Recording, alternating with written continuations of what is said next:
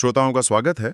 आज हम एक ऐसे मामले पर थोड़ी गहराई से बात करने वाले हैं जो जो किसी भी व्यवस्था के अंदर आप कह सकते हैं निष्पक्षता के बहुत जरूरी सवाल उठाता है। जरा सोचिए, क्या हो अगर किसी मामले की जांच उसका जिम्मा ऐसे लोगों को मिले जिनका रवैया पहले से ही किसी एक पक्ष के खिलाफ पक्षपात वाला लगे। हाँ, ये तो बहुत ही चिंताजनक स्थिति होगी। बिल्कुल।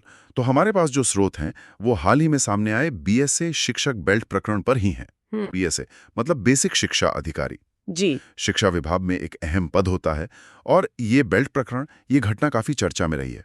तो स्रोत इस पर चिंता जता रहे हैं कि भाई क्या इस मामले में न्याय हो भी पाएगा। तो आज हमारी कोशिश यही रहेगी कि हम इन स्रोतों के जरिए समझें कि ये स्थिति क्या है, इसकी अलग अलग परतें क्या हैं और ये मामला सिर्फ शामिल लोगों के लिए नहीं बल्कि बड़े पैमाने पर क्यों अहम है। चलिए देखते हैं स्रोत क्या कहते हैं। हाँ, और इन स्रोतों को देख के ही जो पहली और बुनियादी बात सामने आती है वो वाकई थोड़ी चौंकाने वाली है। अच्छा।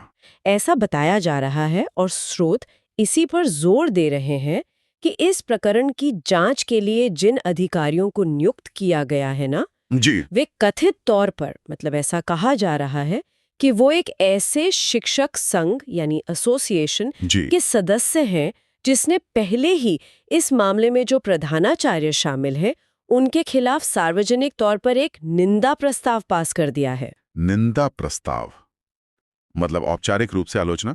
हाँ बिल्कुल, उस संघ ने पब्लिक में उन प्रधानाचार्य के काम की आलोचना की है, एक तरह से उन्हें दोषी ठहरा दिया है जांच से पहले ही। ठीक है, तो ये हुआ कि जांच शुरू होने से पहले ही जांच करने वाले अधिकारी या तो वो खुद या जिस समूह से वो जुड़े हैं वो समूह एक पक्ष ले चुका है, एक राय बना चुका है। हाँ, स्रोत तो यही इशारा कर रहे हैं, बार बार ऐसी बात को उठाया जा रहा है। ये तो सीधे सीधे हितों के टकराव का मामला लगता है, कॉन्फ्लिक्ट ऑफ इंटरेस्ट जिसे कहते हैं। बिल्कुल, साफ तौर पर। जहां जांच करने वाले की निष्पक्षता पर ही सवाल उठ सकता है क्योंकि उनका जुड़ाव एक ऐसे समूह से है जो पहले ही एक पार्टी के खिलाफ है। ये जानकारी तो अपने आप में काफी गंभीर है। बिल्कुल गंभीर है, और यहीं से निष्पक्षता का वो बुनियादी सवाल खड़ा होता है जिसके बिना हम न्याय की कल्पना भी नहीं कर सकते। न्याय का एक सिद्धांत है ना, कोई भी अपने ही मामले में जज नहीं हो सकता। हाँ, सुने। तो उसी का एक विस्तार ये भी है कि जांच करने वाले या न्याय करने वाले का कोई पूर्वाग्रह, कोई पक्षपात नहीं होना चाहिए।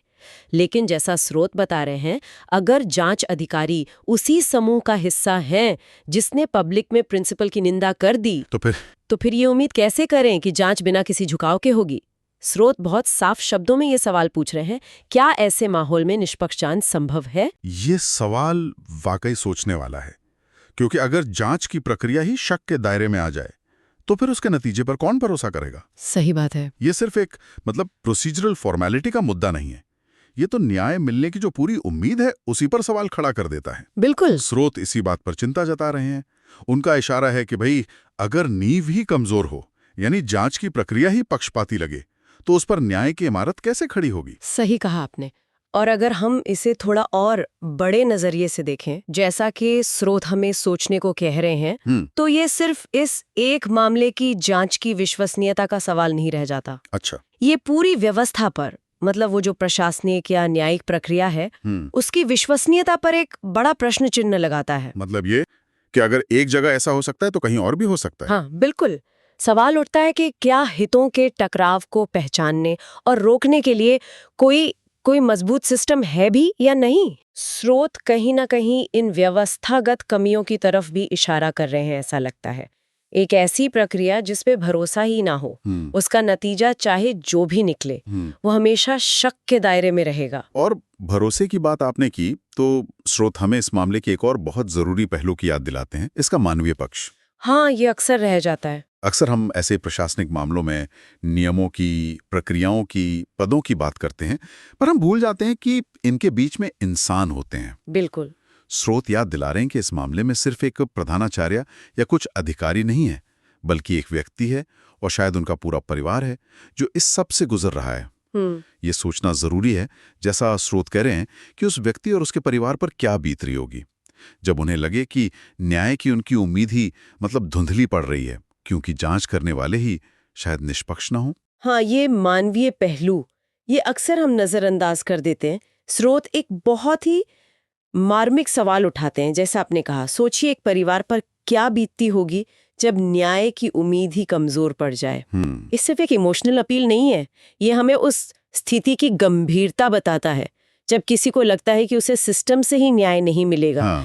तो ये न सिर्फ उसका हौसला तोड़ता है बल्कि व्यवस्था में उसका जो विश्वास है उसको भी खत्म कर देता है। सही बात है। ये सिर्फ एक व्यक्ति की लड़ाई नहीं रह जाती, फिर ये उस अन्याय की भावना के खिलाफ एक संघर्ष बन जाता है जो पक्षपात वाली प्रक्रिया से पैदा होती है। स्रोत यही बता रहे हैं कि ऐसी स्थितियां इंसान को कितना अकेला और असहाय महसूस करा सकती हैं। बिल्कुल। और इस व्यक्तिगत पीड़ा से आगे बढ़कर देखें तो स्रोत इस मामले के और भी दूरगामी परिणामों की तरफ इशारा करते हैं। जैसे कि उनका कहना है कि ये मामला सिर्फ एक घटना या एक व्यक्ति तक सीमित नहीं है, बल्कि ये पूरे शिक्षा जगत की और शायद उससे भी बढ़कर पूरी प्रशासनिक व्यवस्था की साख और भरोसे का सवाल बन गया है। हाँ, साख और भरोसा, ये तो किसी भी संस्था की नींव होते हैं। बिल्कुल। अगर लोगों का, कर्मचारियों का, आम नागरिकों का इस बात से भरोसा उठ जाए कि जरूरत पड़ने पर उन्हें निष्पक्ष जांच और न्याय मिलेगा, तो पूरी व्यवस्था का आधार ही हिल जाता है। और स्रोत इसी बिंदु पर एक तरह की चेतावनी भी देते हुए लगते हैं। चेतावनी? किस तरह की? उनका तर्क ये लगता है कि अगर आज इस मामले में जहां हितों का टकराव इतना साफ दिख रहा है, अगर यहां निष्पक्षता सुनिश्चित नहीं हुई तो ये एक खतरनाक मिसाल बन सकती है। कल को कोई भी कर्मचारी, चाहे वो किसी भी विभाग का हो या कोई आम नागरिक भी, झूठे आरोपों या किसी की निजी दुश्मनी का शिकार हो सकता है। और अगर जांच करने वाले ही पक्षपाती हों तो उसे न्याय मिलना तो लगभग नामुमकिन हो जाएगा। अच्छा, मतलब एक तरह का स्लिपरी स्लोप तर्क दे रहे हैं स्रोत। हाँ, कुछ ऐसा ही लगता है कि एक बार अगर निष्पक्षता के सिद्धांत से समझौता हुआ तो भविष्य में ऐसे और समझौते हो सकते हैं और इससे पूरी व्यवस्था कमजोर हो सकती है। ये चेतावनी वाकई गंभीर है। इसका मतलब तो ये हुआ कि इस मामले का नतीजा सिर्फ शामिल पक्षों के लिए जरूरी नहीं है। नहीं, बिल्कुल नहीं। बल्कि ये भविष्य के लिए एक नजीर भी तय कर सकता है कि भाई ऐसी स्थितियों से कैसे निपटा जाएगा। हाँ। तो सवाल ये उठता है कि व्यवस्था के अंदर जवाबदेही कैसे तय हो। अगर जांच अधिकारी पर ही पक्षपात का आरोप लगे तो उसकी जांच कौन करेगा? क्या कोई स्वतंत्र निगरानी तंत्र है ऐसे मामलों के लिए? स्रोत हमें इन सवालों के साथ छोड़ देते हैं जिनका जवाब नहीं मिलता। हाँ, और ये सवाल सीधे तौर पर सिस्टम के जो आंतरिक नियंत्रण और संतुलन होते हैं ना, चेक्स एंड बैलेंसेस, जी, उनसे जुड़े हैं। क्या अधिकारियों की नियुक्ति करते समय ये देखा जाता है कि कहीं हितों का टकराव तो नहीं हो रहा? क्या कोई ऐसी प्रक्रिया है कि अगर किसी पक्ष को जांच अधिकारी की निष्पक्षता पर शक हो तो वो अपनी आपत्ति दर्ज करा सके और उस पर गंभीरता से विचार हो? स्रोत इन व्यवस्थागत इंतजामों पर भी सवाल उठाते लग रहे हैं। उनका विश्लेषण शायद ये बताता है कि मौजूदा नियम या प्रक्रियाएं इस तरह के साफ हितों के टकराव को रोकने या उनका हल निकालने के लिए काफी नहीं है, या फिर उन्हें ठीक से लागू नहीं किया जा रहा। तो कुल मिलाकर जो बात इन स्रोतों से उभर रही है वो ये है कि ये बीएसए शिक्षक बेल्ट प्रकरण सिर्फ एक डिसिप्लिनरी मामला नहीं है। नहीं, उससे कहीं ज्यादा है। ये निष्पक्षता, न्याय, मानवीय गरिमा और व्यवस्था पर भरोसे जैसे बड़ी मुद्दों को छूता है। बिल्कुल। स्रोत हमें बार बार याद दिलाते हैं कि जब जांच की प्रक्रिया ही सवालों के घेरे में हो, खासकर हितों के टकराव की वजह से, तो न्याय की उम्मीद कैसे की जा सकती है। वो हमें सोचने पर मजबूर करते हैं कि क्या बीएसए शिक्षक प्रकरण में निष्पक्ष जांच हो पाएगी या यह पूरा मामला सिर्फ पूर्वाग्रह और शायद बाहरी दबाव का शिकार होकर रह जाएगा। और ये सवाल सिर्फ इसी मामले के लिए नहीं है। हाँ, ये तो कहीं भी लागू हो सकते हैं। बिल्कुल, ये हर उस स्थिति में जरूरी है जहां जांच या फैसला लेने वाले की निष्पक्षता पर किसी भी वजह से शक पैदा हो, चाहे वो प्रशासनिक जांच हो, विभागीय कार्रवाई हो या कोई और फैसले की प्रक्रिया। स्रोतों का निचोड़ यही लगता है कि प्रक्रिया की पवित्रता, मतलब सैंक्टिटी ऑफ द प्रोसेस, उसे बनाए रखना बहुत जरूरी है।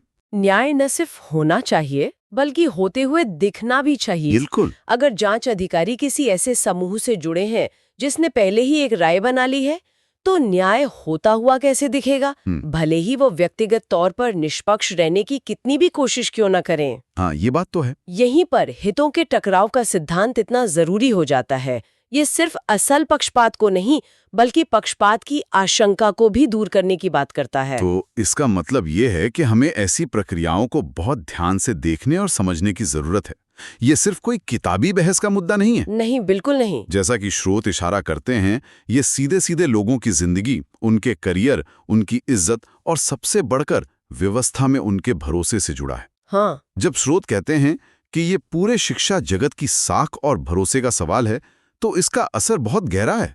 ये दूसरे कर्मचारियों के मन में भी एक असुरक्षा की भावना पैदा कर सकता है कि भाई अगर हमारे साथ कभी कुछ गलत हो तो क्या हमें भी निष्पक्ष जांच मिलेगी। हाँ, ये डर तो पैदा हो सकता है और ये धीरे धीरे पूरी व्यवस्था के प्रति एक उदासीनता या अविश्वास को जन्म दे सकता है। बिल्कुल। और इस भरोसे को या तो बहाल करने के लिए या बनाए रखने के लिए पारदर्शिता और जवाबदेही बहुत जरूरी है।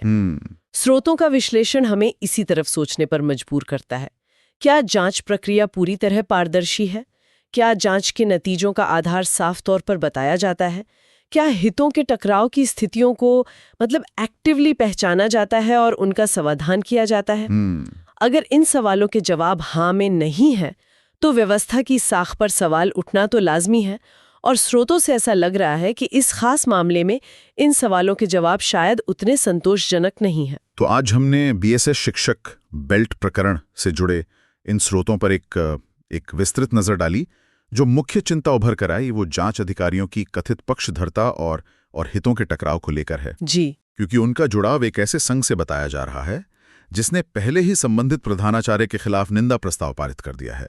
हाँ, हमने देखा कि कैसे ये स्थिति न सिर्फ न्याय के बुनियादी सिद्धांतों पर सवाल उठाती है, बल्कि इसका एक गंभीर मानवीय पहलू भी है और ये पूरी व्यवस्था में भरोसे के लिए भी एक बड़ी चुनौती है। स्रोतों ने हमें सोचने पर मजबूर किया है कि क्या इस माहौल में निष्पक्ष जांच संभव हो पाएगी। हाँ, और ये पूरा प्रकरण हमें सिर्फ इस एक मामले से आगे बढ़कर सोचने के लिए कहता है। जब किसी व्यवस्था में, चाहे वो प्रशासनिक हो, न्यायिक हो या कोई और, न्याय देने की प्रक्रिया पर ही सवाल उठने लगें और वो भी उन लोगों की भूमिका के कारण जो उस प्रक्रिया को चलाने के लिए जिम्मेदार हैं, तो ये एक गहरे आत्ममंथन का मौका होता है। सही कहा। यह हमें सोचने पर मजबूर करता है कि ऐसी स्थितियों से भविष्य में बचने के लिए और सभी पक्षों में विश्वास बहाली और पारदर्शिता सुनिश्चित करने के लिए किन ठोस संरचनात्मक कदमों की जरूरत है। क्या नियमों में बदलाव की जरूरत है या मौजूदा नियमों को ही और ज्यादा सख्ती और ईमानदारी से लागू करने की जरूरत है ताकि हितों के टकराव की किसी भी संभावना को शुरू में ही रोका जा सके। बिल्कुल सही। और यह सवाल हमेशा प्रासंगिक रहेगा कि किसी भी व्यवस्था में पारदर्शिता, जवाबदेही और सबसे बढ़कर निष्पक्षता को कैसे सुनिश्चित किया जाए, क्योंकि यही किसी भी स्वस्थ और भरोसेमंद प्रणाली की असली बुनियाद है। बिल्कुल।